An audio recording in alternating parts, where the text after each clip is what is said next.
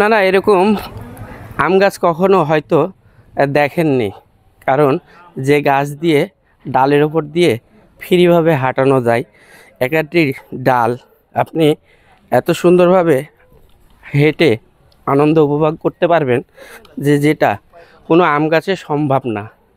সেটা হচ্ছে আমাদের অত্যন্ত ঠাকুরগাঁ জেলার বালিয়াডাঙ্গি থানার হরিংমারি হাট এবং প্লাস ক্যাম্পের হাট বলে পরিচিত এই জায়গায় শুধু এই আম গাছটাই পাওয়া যায়। আর এই আম গাছের আমগুলো সূর্যপুরী বলে পরিচিত। এক একটি আমের স্বাদ অন্যরকমভাবে হয়।